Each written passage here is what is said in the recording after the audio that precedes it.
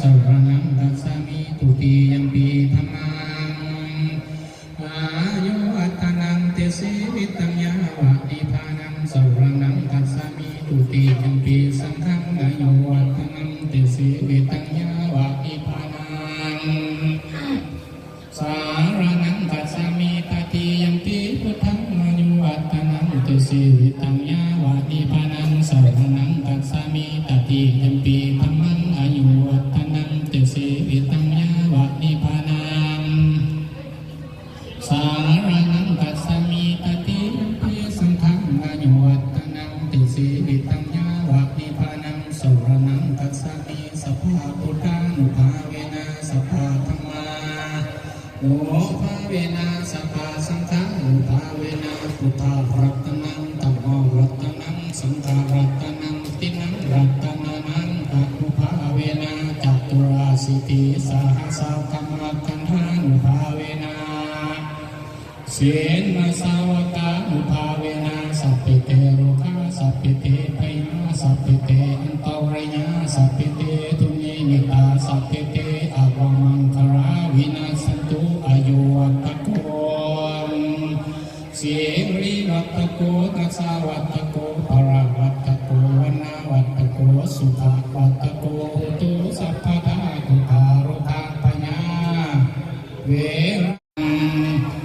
สิริอายุจาวันโนจาภูขังบุติจาวัสวาสัตตาวัสจาเอาวันนี้ใครพาเขาพาน้ำใครน้ำใครในเด้อใครบ้างจ้ะโกวันเวงวิเศษอานิกาติโสไสยมังคาราติเลเสียสิมุนีแมงไม่สันวันดีวันดีผีอมุตตะโสสัวติโมกฤษาวันพญาขึ้นทุนแทนโกวดีมุนีวันนี้แอนแก้วขึ้นทุนหังโกวดีมุนีวันนี้พาจำนวนคำแดงให้มีทางโกวดีมุนีวันนี้วันพญาอินทราธิราชหังนังสุขสดาขึ้นแทนแก้วโกวดีมุนีวันนี้วันมีสีเจริญหุ่งเรืองฝุ่นเตาแกงผัวแม่ในดวงตาทั้งเอาอาและพี่น้องทั้งปกป้องอยู่คู่ไรคนได้ปองผันกันมาเพื่อทำการทำลาไว้สีสู่ผลเอาอนันตไสหรือว่าเท่าบุตรดีไสญาลาอายุ19 ปี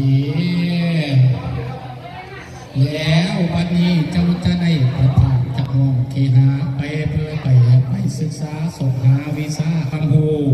ขอให้เจ้าได้เป็นใหญ่พญาเมืองเหมือนดังเท่าคำเหลืองโพธิไสเหมือนดังผักสีไว้เหมือนนาเหมือนดังเท่าแก่ข้าองค์อาจปัดสหิงเด้อเท่าเด้อแล้ววันนี้นับแต่นี้ต่อไปขอให้เจ้ามีอายุมันตั้งคงประเอ็นเจ้าให้มีอายุแก่นตั้งคงประจวงประจันขอให้เจ้ามีอายุยืนตั้งเท่าหลวงไกลาอากาศแต่เวหาสมบัติได้มาถูกคำเศร้าเป็นเจ้าคอยทั้งร้านอยู่สบายให้โซหลวงสุขังอยู่สวัสดีสัตตาพลามณีแก้วจิตสิ่งงานอยู่ในห้องมุมิงแต่วัดจิงสาก็ขอให้เสด็จลงมา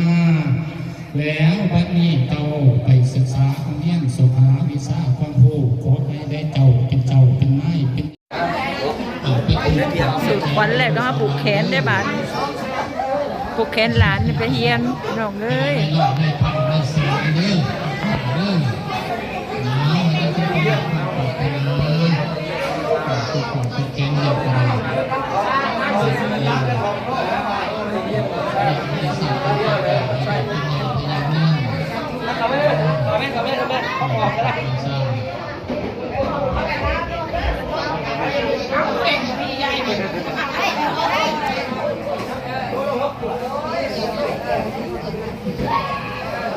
ออกลูกมีสกัดได้เลยเจ้า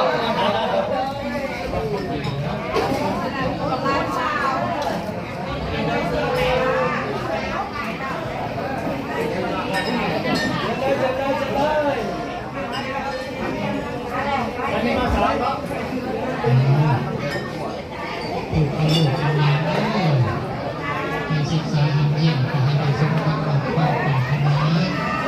ไปได้ได้คุณพระพุทธเจ้า